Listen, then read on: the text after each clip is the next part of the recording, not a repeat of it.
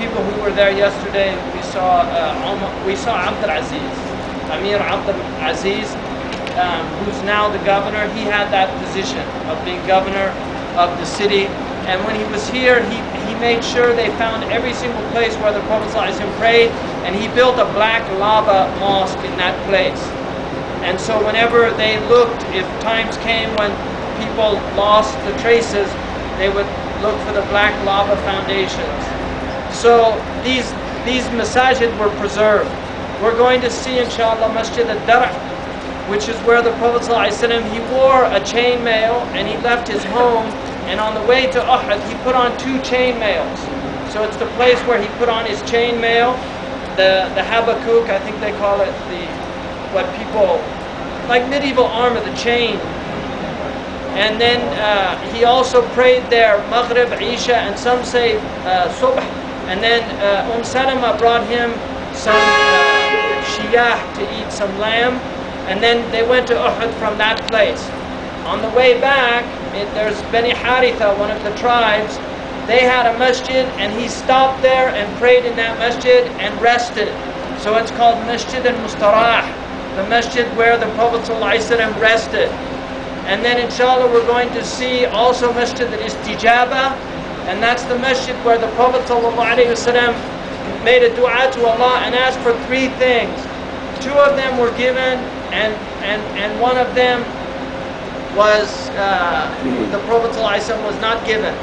The Prophet ﷺ asked that his ummah never be destroyed, but like the previous ummah, some of them, like Nuh, his people all destroyed. The people of Lut all destroyed. So the Prophet said, may Allah never destroy. He asked Allah never to destroy his ummah with a flood or these major calamities. Allah answered that. He asked that never will the capital of his city be colonized by non-Muslims. So Medina would never be under the control of non-Muslim. And the third, he asked that Muslims not fight amongst each other and shed blood. So Allah granted him the 2 and said the third was already done, that they would do it. And so that place is Masjid al-Istijaba, the place where the Prophet's prayer was answered. And then we're going to Masjid al-Ghamama, the Masjid of the cloud, where they used to make the rain prayer. And the Prophet ﷺ, if he made rain prayer, on a clear day, they would see the clouds form. Immediately after his prayer, they saw the clouds come together. And then also the Masjid al-Suqya, which is where on the way to Badr, the Prophet ﷺ he looked at his army, counted the men that were there, and then also they drank from the well there. So that's another place. It's near the railroad, the Ottoman railroad place. And then also possibly we'll see the Masajid of Umar and Abu Bakr, where they used to pray the Eid prayer. So these are the ones that we're going to see today, inshallah.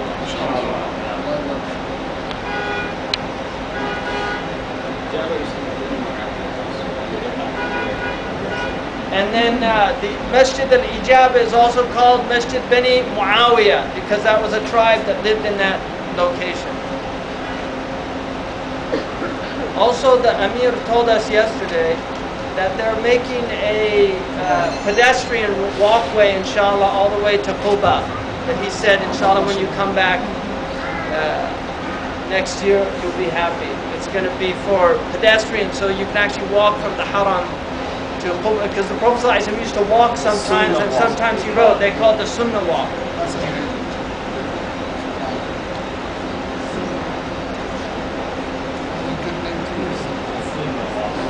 Yes, Sunnah. I think the Sunnah walk. So it'd be lined with palm trees. She asks.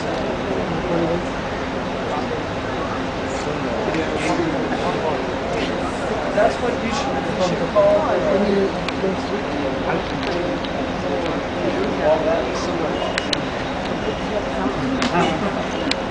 Sunnah to walk. People don't walk anymore. They just ride in cars. Don't lock your knees.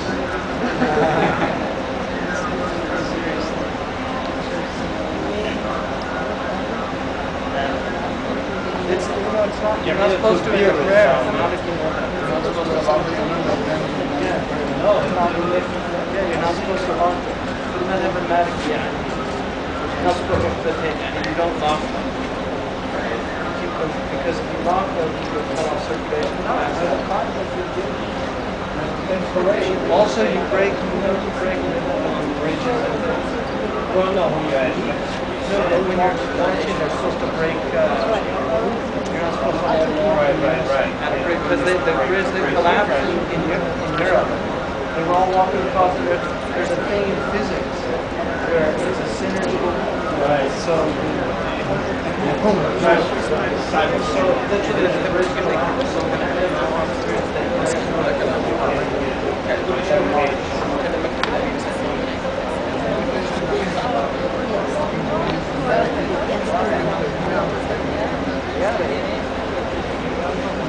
what canyons do they exaggerate?